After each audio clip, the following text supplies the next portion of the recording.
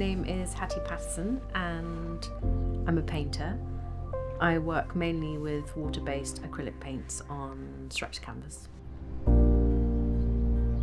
I always had a love for painting and spent most of my free time, painting at home from the dining room table. And then when we moved to Pittenweem, which is a little fishing village in the East Neuk of Fife, they had an arts festival, and that's really when I sort of had my first show at around the age of 15, and that sort of really set up the next few years of working, doing commissions and exhibitions.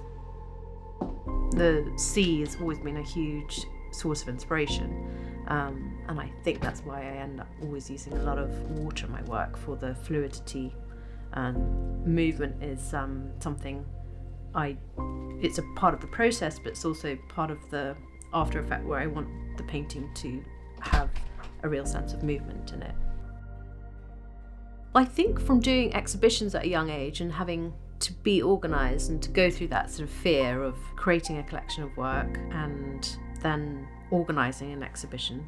It was during the arts festival that was when I was around 15, and my parents were very busy running a pub and a catering business. So Mum said, I think it's great if you want to do this, but you're going to have to organise it yourself.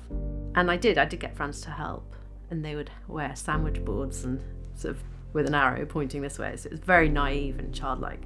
But inviting people and having an exhibition, you have to be organised, and there's lots of little problem solving and confidence. You've got to get over that. And then having that celebration of having a busy preview night and selling. I sold all my pieces and I remember painting through the night, just so excited. That was amazing. And if I didn't have that, I don't know, I would definitely still be painting because I love it, but that was such a boost. It was unreal. It's good to make mistakes because through that something new potentially comes, and I think also through mistakes is how people potentially develop their style, through figuring out what is a good mistake and what actually is pleasing and what you want to sort of correct or adjust.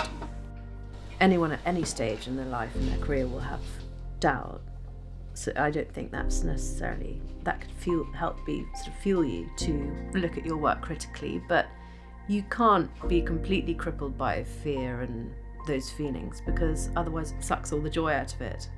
And I don't know why any artist wouldn't be an artist unless you felt you needed to. It was like a complete part of you, or you adored it.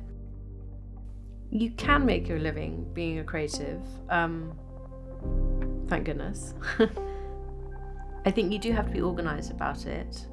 I use social media a lot. There's a lot of things I can improve on with how to use it and utilise it the best.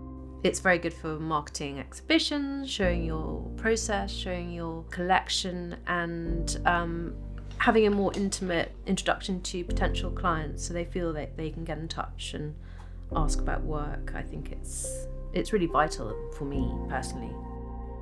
I think you have to have an understanding of all aspects of a business, really, and it doesn't necessarily come naturally to creative people. You have to photograph your work really well, you've got to be in touch with people, be open and good with people. You have to sell it yourself and be organised, which I say again, and have all your files of all your photographs and keep it in collections and make sure you sort of label it. And I'm quite dyslexic, so all that was a bit of a nightmare. But I definitely do need to be more organised. It's something I need to work on. I think creativity in all forms plays a really important role in society. I think it's a good thing to have a space where people can express themselves, to have that inner dialogue and to be able to express it. And I think through that creativity, I think it makes us human in many, many ways.